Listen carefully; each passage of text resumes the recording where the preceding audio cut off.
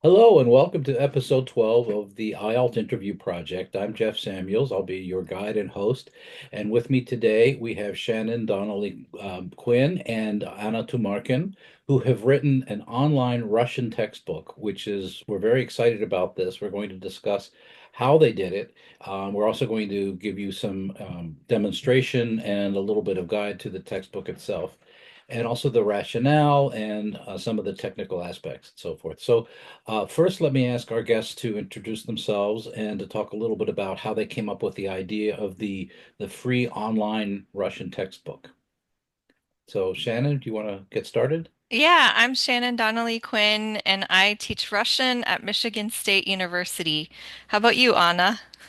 I'm Anna Tomarkin and I teach Russian at the University of Wisconsin-Madison. We started um, we started using open materials a long time ago. I've been involved with several projects that used open educational resources, and so I've sort of been on the sides of that movement for a while. And my students have been using an OER for the first 3 semesters. It's called Между нами for those who teach Russian. And then both Anna and I have used the platform that we ended up using, Pressbooks, for a couple of other projects. And then she and I really wanted to work together on something. We've been wanting to work together on something for a long time. And then when the full-scale invasion of Ukraine happened in 2022, we saw a real need for some new materials, especially partly because students were studying abroad in different locations than they were before. And so we wanted to create uh, a new set of materials that would help with that and also would help to diversify what was available. What do you want to add to that, Anna? Thanks, Shannon. First of all, I want to say that Shannon and I go back to our years as graduate students at the University of Wisconsin, and we collaborated as graduate students on team teaching a Russian language course a long, long time ago. And ever since, we really wanted to do something together. And so this project brought that dream to fruition. I'm really happy to have had an opportunity to work on this textbook with Shannon. She is an amazing colleague and really wonderful to work with. But with regard to the idea for the book, everything that Shannon said is exactly right. And also, as teachers of Russian, we work with a variety of textbooks that are available for students of Russian from novice level to advanced level. And all of the current textbooks are very Russia-centered, meaning that they kind of represent Russian speakers as white people who live in Moscow and St. Petersburg, and they don't really go beyond that. And we wanted to show students that that's not the case, that Russian speakers are incredibly diverse socially, ethnically, culturally, and that they live in a variety of places, not only in Moscow and St. Petersburg, but also in various regions of Russia. They may not be white, they may not be Orthodox Christian, they may live outside of Russia, and not only in the former Soviet Union, but also in other places. So we wanted to really expand our students' view of what it means to be a Russian speaker. And that was kind of the principle behind this textbook. That's wonderful. That's exactly the kind of question, answer to the question, the heart of why the cultural focus, right? It also mirrors what I think you see happening in some of the more commonly taught languages, French coming to mind immediately. All the textbooks used to just have Paris and the Eiffel Tower, and they would mention, oh yeah, there are people around the world that speak French, but let's go back to, and there's Bordeaux, and then there's Versailles, and it's okay, yeah. Um, there's way much more than the L'Hexagone, right? The French territory itself. And Russian is one that I do think you're right. Those who are not necessarily familiar with the language and all of the countries and all of the diaspora of Russian speakers around the world may not realize the extent to which it really is very widespread, and also multiple ethnicities within the language, family. Um, well, so wonderful idea, but then the question is next is okay, so how do you get the time, but also the funding and the support to do something like this? So So how were you able to do that?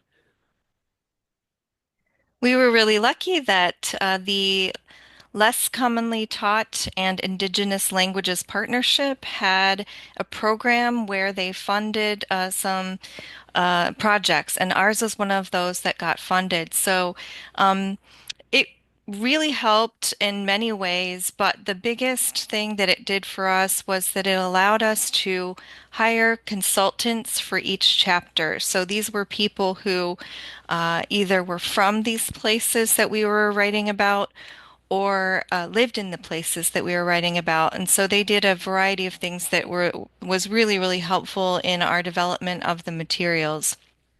Um, I don't know, do you want to add anything to that? I don't think so. I just also would like to, thank all of our colleagues in our departments where we work for their support because we worked on this textbook over the course of last academic year and last summer, in addition to our regular duties as professors in our department. And, we're grateful to our colleagues for being patient and supporting us in this project as well. From a technical perspective, the technology perspective, did you receive assistance or Shannon? I know, and not telling any, divulging any secrets. I've seen you give presentations on H5P and other stuff. I know you're, as a colleague, we're old friends and colleagues from IALLT. I know that you don't shy away from these sort of things, but it could be for someone who has an idea of doing this kind of thing and doesn't know that much about technology. Maybe they were working their learning management system. Is Pressbooks easy to use? What's on the back end? How did you get started? And what level of support did you really need from maybe within your university or your grant maker? Yeah, that's a good question. And as you said, the platform that we were using is called Pressbooks, and many institutions have subscriptions to Pressbooks. So if you're interested in creating a book like this, you might check into that. There are other platforms as well, but this is one of the major ones. Um, Pressbooks is based on WordPress, which you might be able to tell by the name. And so that is helpful in the sense that there are some people or many people who are familiar with WordPress already. And so if you're familiar with WordPress, then transitioning to Pressbooks is probably going to be pretty easy. Pressbooks has some additional features that can be really helpful. So, for example, the Pressbooks has the ability to automatically create a table of contents. And maybe I'll just show briefly. Jeff, you have to allow me to Oh, goodness, I share. meant to do that before we started recording. Give me It's just one okay. moment because now I have to find participants. Um, yeah, Zoom likes to change things. Let's see, maybe it's up here. Yeah. Let me make you a co-host.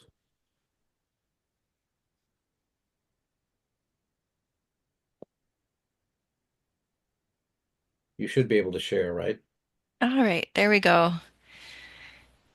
So, this is what our book looks like. This is the title page of our book. And then if I click read book, it starts us on the first page. But what you can see on the left side here is that Pressbooks automatically creates this table of contents, which allows students and teachers to navigate the book easily.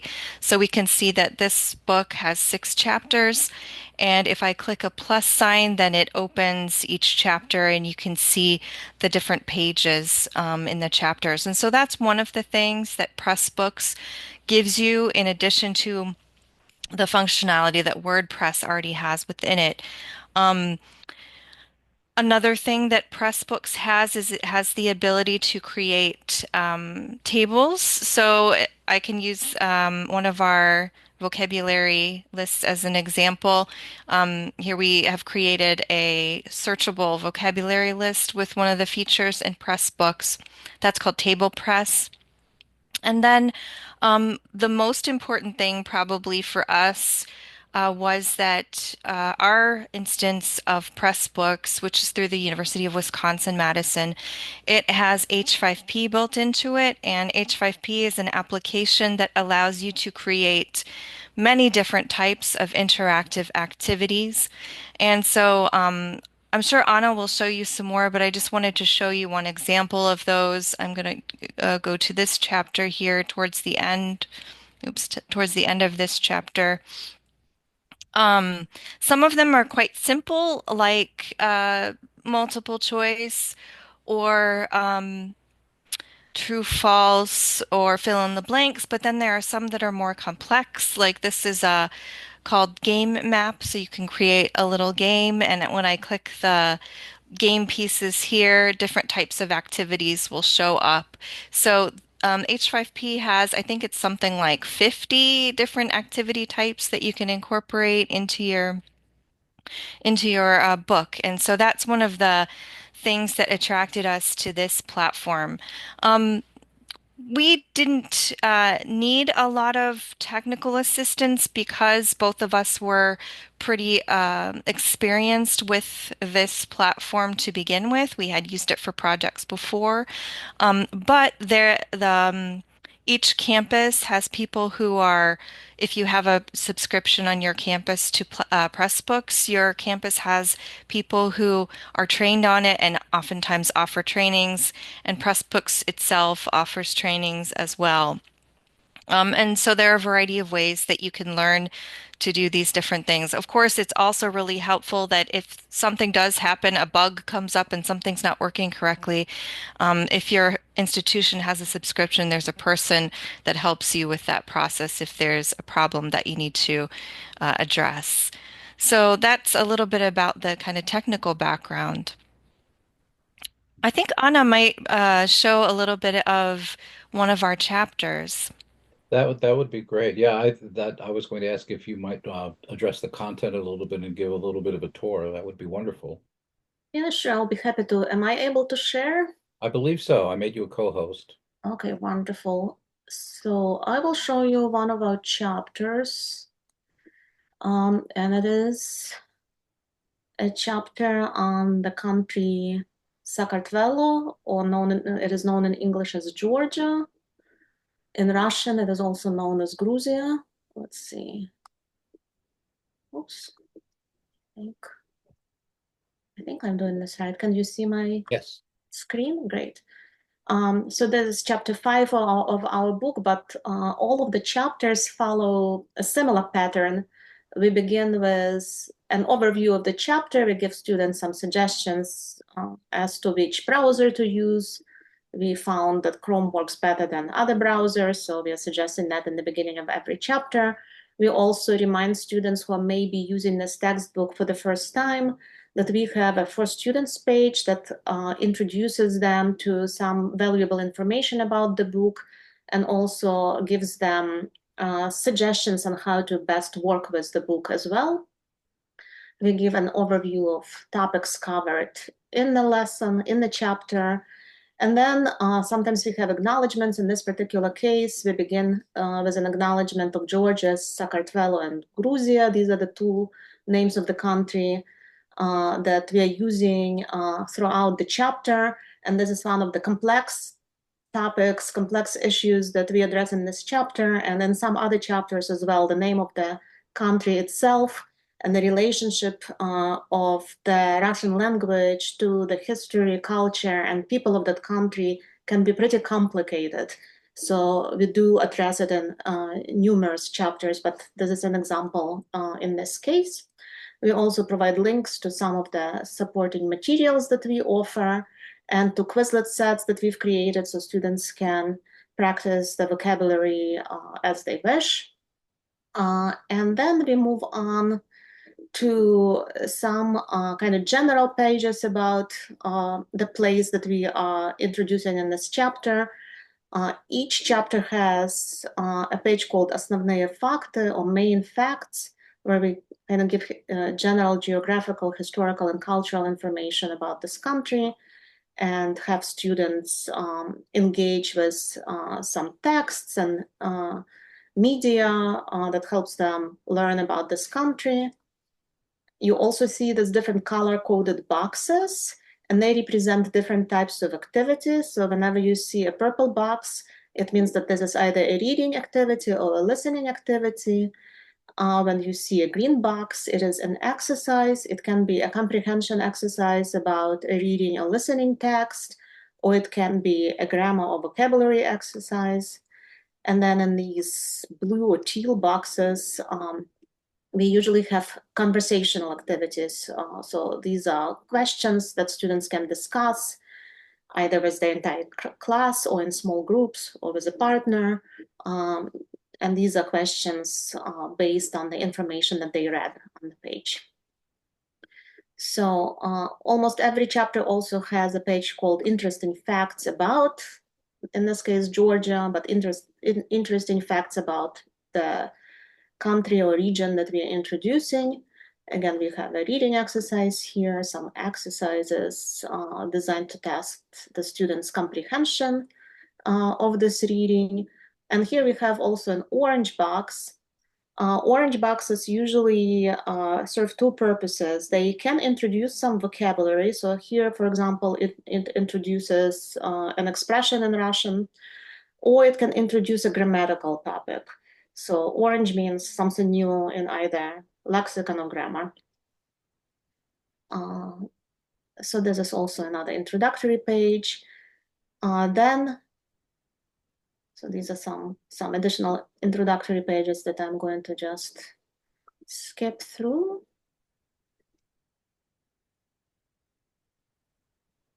There are a lot of introductory pages here.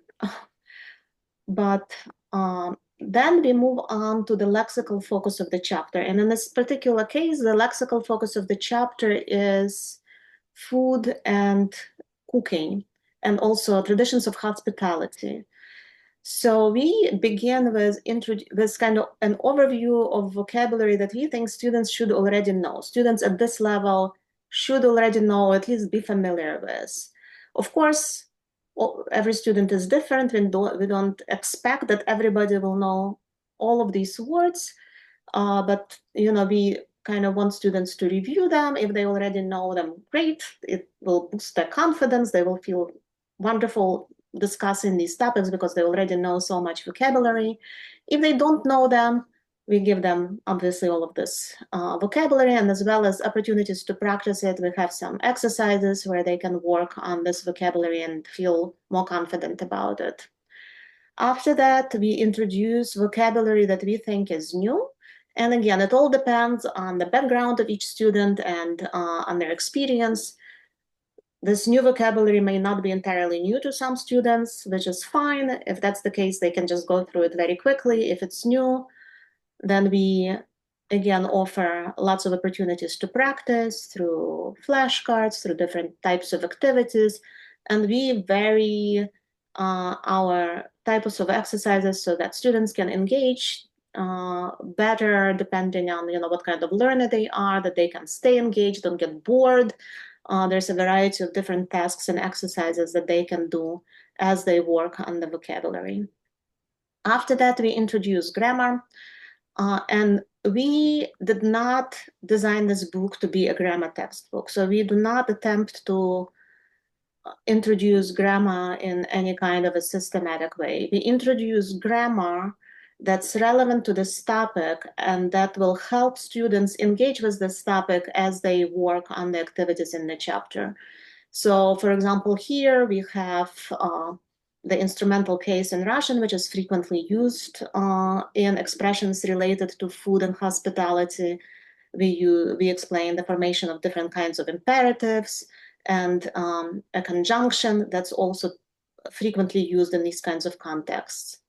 And again, with each topic, we have an explanation and we have some exercises that students can do. Some of these explanations can seem really long, but again, if they are not new to students, they don't have to spend a lot of time on them. And that's what we noticed when we were piloting these activities, that depending on the level of the student, So, you know, some of them may even skip grammar activities if they feel confident about these grammatical topics already. And then we move on to the cultural content. We introduce some important cultural figures. We introduce some additional vocabulary and conversational activities. We have them read texts about traditions of hospitality in Georgia.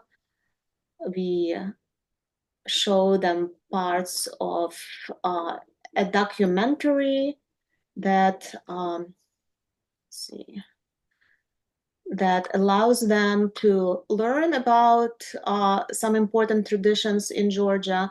And also, and this is very valuable and important in our view, it allows students to hear how Russian is spoken in those areas, how it sounds.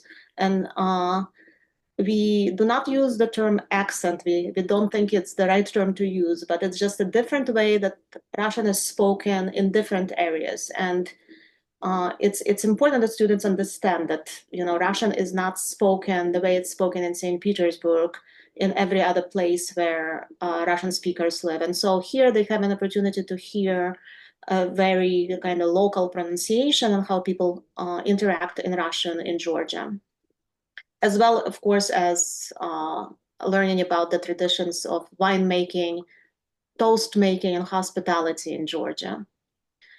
And then towards the end of the chapter, I'll skip through so we don't have to go through every page. We have an activity that Shannon already mentioned, and that's a game where students can check how well they learned the content of this chapter.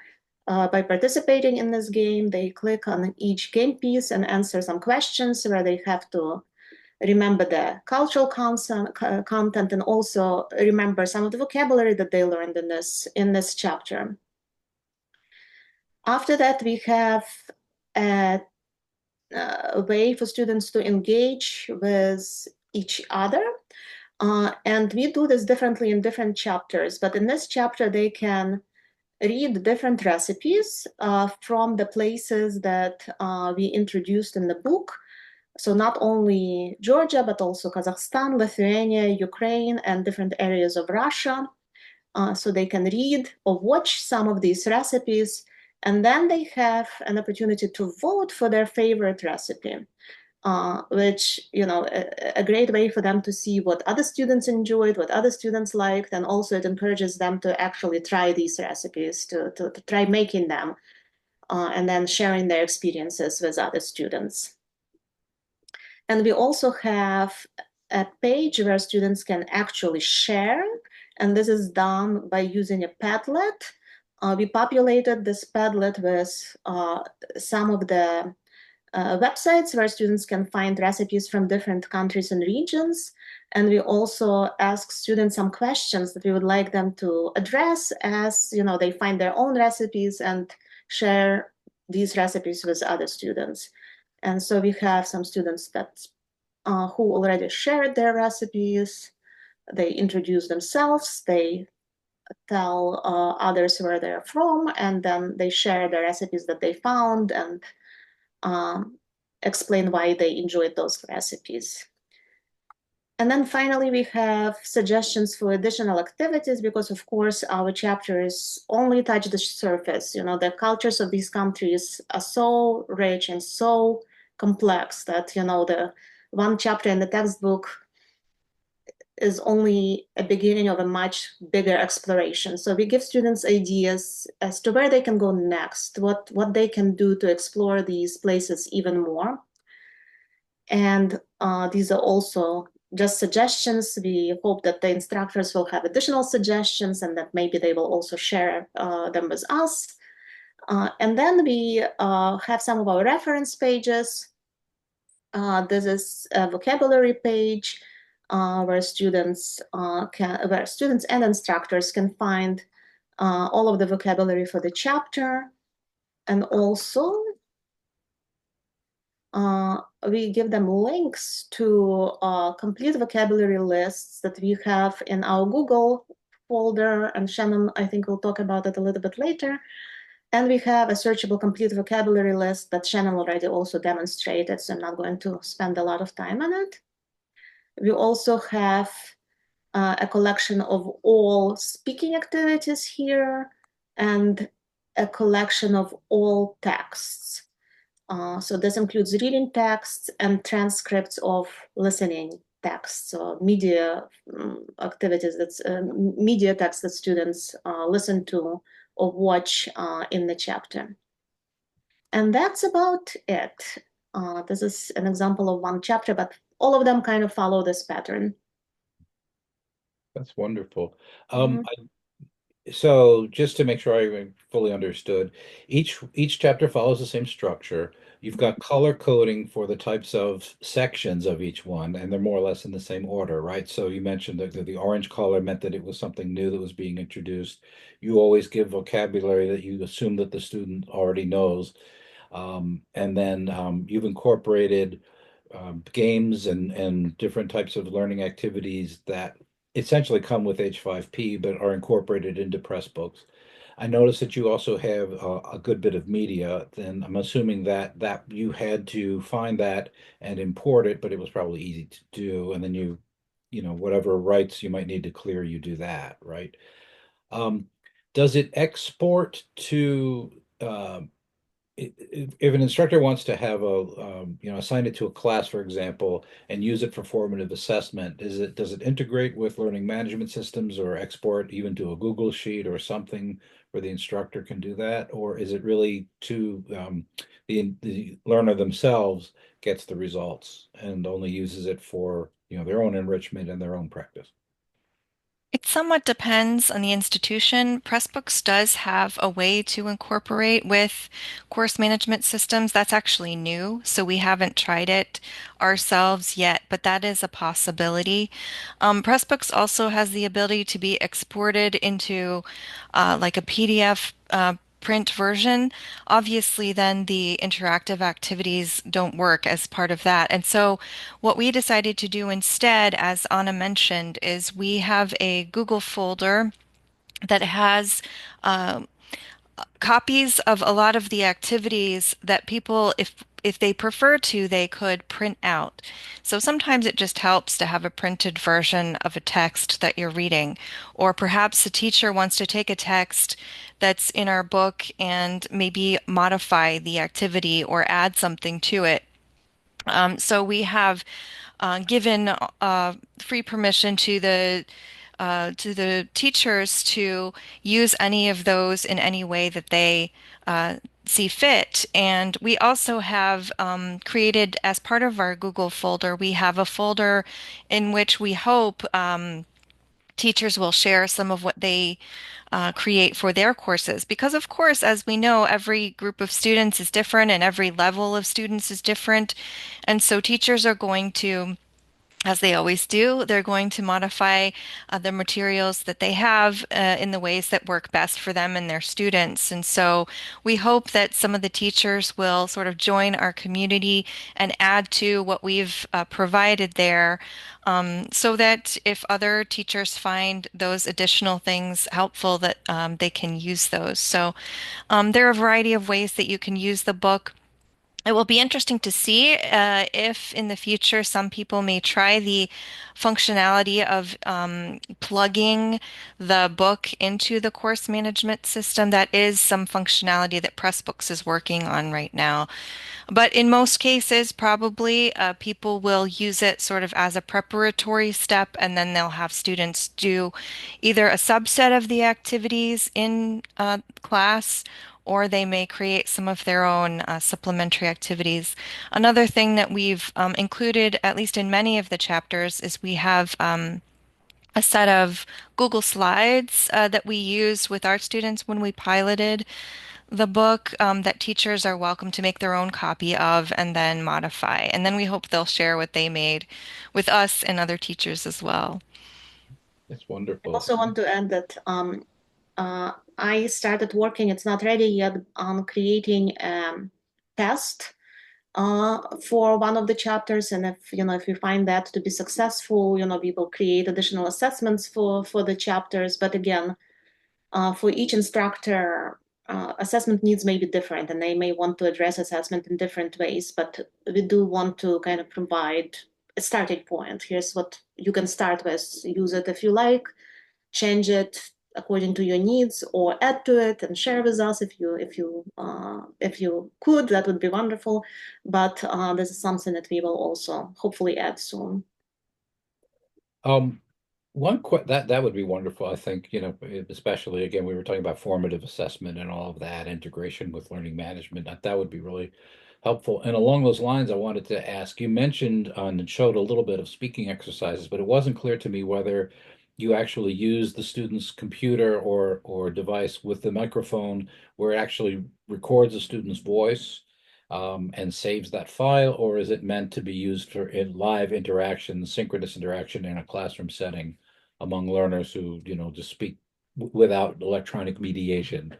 If- We were imagining that these would be used in the classroom with students perhaps working in groups, but certainly they could be modified with the variety of tools that we have for students to use something like extempore, for example. You could have students interacting in that way. And that could be something that we would continue to develop in the future. That's one really nice thing about creating an open educational resource rather than a textbook that has to be set in a certain form at a certain date. We're able to continue working on this, and so that's something that we may consider adding in the future. I also wanted to mention that Anna showed the chapter about Georgia, and I just wanted to say what chapters we have right now. We have a chapter on Ukraine, we have a chapter on Kazakhstan, we have a chapter on the Baltics, we have a chapter on Georgia, Sakartvelo, we have a chapter on indigenous populations of Russia, and we have a chapter on Russian-speaking populations in the United States. So those are all really, really interesting places and groups of people. But we're also hoping to continue to add more chapters to the book. And right now, my next thing is to work on Kyrgyzstan, and I'm really excited to learn more about that place. So that's one really nice thing, is that we can continue to develop this resource. Wonderful. And I was going to ask about this. You kind of covered it though, but just briefly, how you might use this textbook as either standalone or as a supplemental. It sounds like standalone. I guess it would depend on the course and the level of the learners, but it might need more um, to than just the textbook to be standalone, perhaps. I don't know. What do you think? I think it can be a standalone textbook in a speaking course and a conversation course. It probably wouldn't be a good standalone textbook for like a traditional Russian language course at the intermediate level. And one of the reasons is because the grammar is not introduced in our book in a systematic way. And at that level, that's very, very important. But because of the lexical topics that we chose, it's really easy to connect the content of our textbook with almost any other textbook that's available for Russian.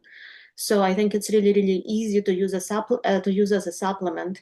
But for example, I teach an advanced conversation course at the University of Wisconsin Madison, and I could use this book as a standalone textbook.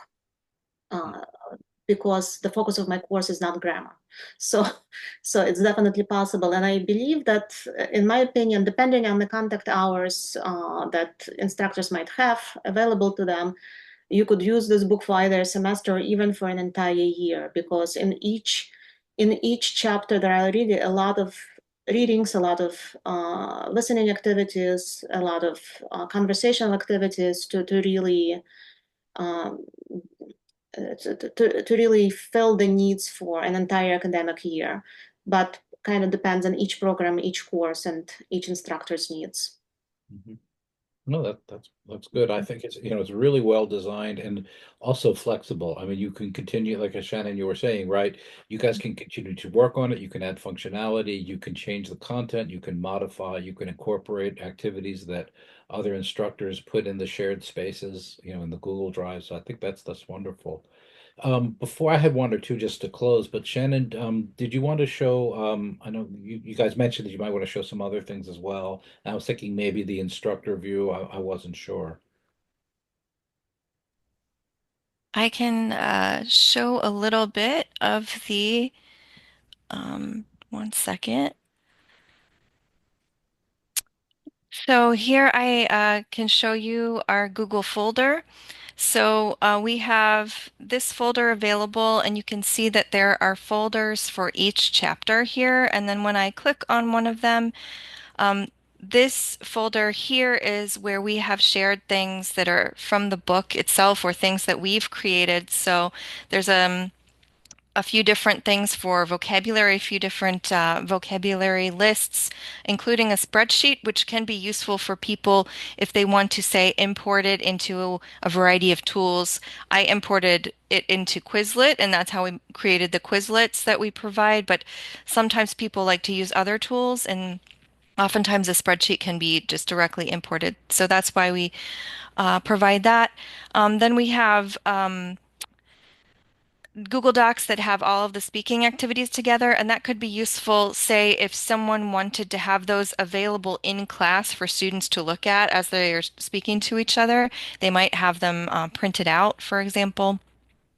Here we have some slides that we used in our classes when we piloted these materials with our own students, and then teachers could make copies for themselves and then revise it for themselves. And then we have a variety of other texts here available that could be printed out separately if students or instructors would find that useful. So there's one of these folders for each chapter. That's great. Yeah. I think that's very helpful for, from the instructor's perspective to be able to access that, whether the learners ever see it or not, doesn't matter. But just to be able to, to have the resources there to be able to see what you've provided and to have it, Google is practically second nature to folks at this point. So I think that's really helpful. It's, yeah, if it's an open source resource, you want that part to be open as well and accessible. So I just had one more question in the this before we kind of close things out. It almost would be remiss not to use the word AI, the term AI, in talking to you guys. You did all of this yourselves. Clearly, you went and curated all of the resources, the materials, the media, and so forth. You wrote it, and you had consultants, actual people as your consultants. But have you thought about how you might incorporate AI into this, into the next version, or into making revisions? Have you thought about doing learning activities that might make use of it? For example, have it find the top three news stories in Georgia this week, and that same question will get different answers as the weeks go by. These sorts of things. Do you see it as something that would be trustworthy or reliable, or is it more work than it's worth? I like that idea, Jeff. I'm gonna steal it from you. Um, One of the really important things for us for this particular project was for it to be accurate and authentic. And so we wanted to include things that were that we could trust. And that's part of the reason why we hired consultants to help us to make sure that we were representing these places in an accurate way. And I think that AI is not quite there in many ways, especially for these cultures that are less well represented in internet materials. But we might want to include AI in some form in the future. I know Anna has a few ideas about that. Yeah, I mean, I also love your idea, Jeff. Thank you. I will steal it as well. The Feel idea, free. the idea that, I had to do with kind of teaching students AI literacy as well as media literacy, but we all know that AI can be very biased, and students don't always recognize these biases. So one activity could be, for example, to ask students research a topic that we present in the textbook, for example, food and hospitality in Georgia, and then ask AI questions about that topic and see if the answers that they find in the textbook or through their own research correspond to what AI gives them, and see if they can identify any errors in the AI produced answers, or if they can identify biases.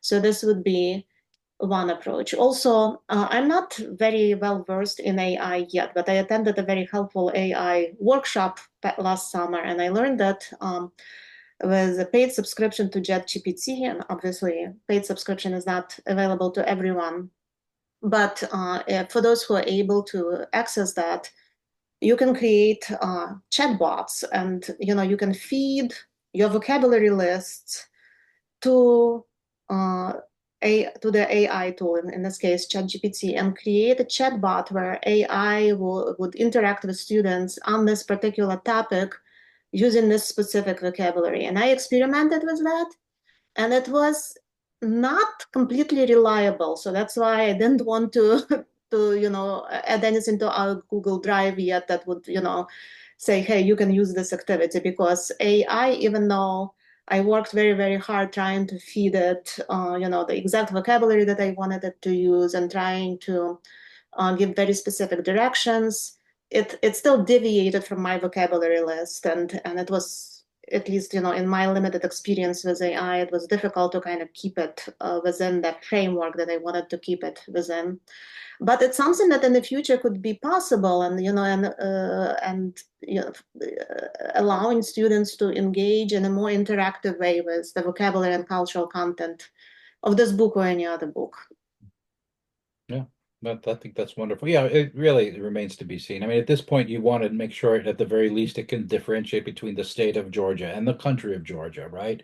And then you need, at some point, you won't need to tell it that. It will know from the context of what you're doing. Oh, we're limiting it to this region of the world and this language. And then, Shannon, as you probably were alluding to, I don't know if you said it explicitly, in English, it's probably going to be way more reliable, fewer hallucinations, all of that stuff. But in regional languages and less commonly taught languages, the technology is probably not there yet. So we're still in the haves and have-nots, and that remains to be worked out. But as quickly as things are moving, I worry that if someone comes and watches this a year or 2 years from now, they may go, "Oh, that's all been solved by now," and this is, we're all doing this and this is why we're doing it this way. But right now we don't know where it's headed, and people are certainly scrambling to see how they can make the best use of it and stay ahead of their learners as well. Um, so just in closing, and is there, wanted to ask if there were any other thoughts that you wanted to share, or if there's anything particular about the development process or the technology considerations, or anything you might want to say just in terms of encouraging folks who are considering of doing their own textbook online, or a resource similar to this, what they might want to consider, and how we might encourage them. But just generally speaking, anything else you wanted to share in closing?